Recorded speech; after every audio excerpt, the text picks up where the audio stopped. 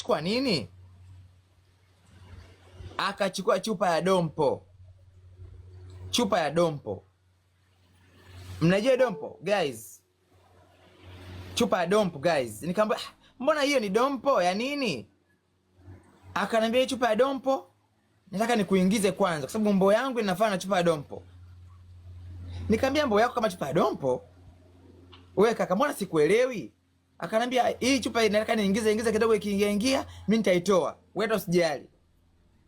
Kwa sababu nilikuwa thank you Pam, kwa sababu nilikuwa na shida ya hela. Nikasema okay. Hamna shida, mimi nitalala. It is okay. Ngoja nilale. Nikalala, akachukua mafuta fulani ambayo chupa yake ipo kama hii. Lakini mafuta ambayo ya kufilania. Yanakuwa malaini, yanauza shilingi 25,000 ndio mafuta kama ile kubwa.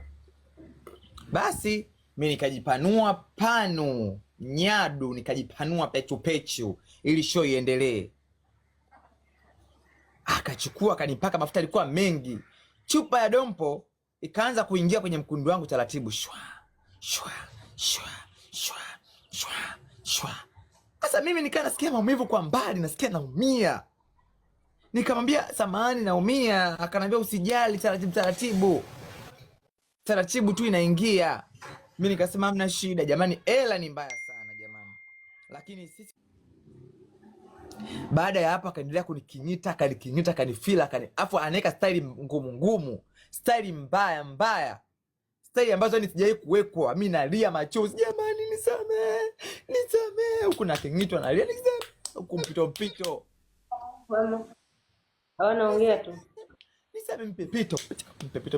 Jamani nisamee, nimekosea mimi.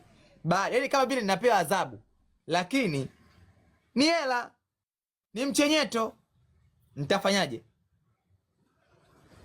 Basi mimi tena mpito. Akachomoa. Eti ananiingiza mkono.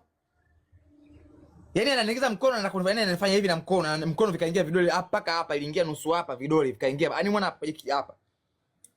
Hichi kimkono kiliingia kwenye mkundu wangu. Can you imagine? Ananiingiza mkono anatoa nikamwambia wewe basi, nikaruka nikamwambia basi naomba langu. Sasa hivi ugomvi kama mkikito. Naomba langu baba sitaki. Yaani nikavurugwa. Nikaamka nikamwambia kwa mamake naomba hela yangu malaya. Huwezi kuingiza mkono kwenye mkundu wangu. Kwa mamake wewe ni muuaji malaya. Naomba hela kelele. Nikaenda chooni nikavaa. Jamani mkundu wangu ulikuwa upo kama kalai la kukaangia samaki. Yaani mkundu wangu ulikuwa uko wazi. Nikiinama hivi, maini naona yale, filigisi zile unaziona.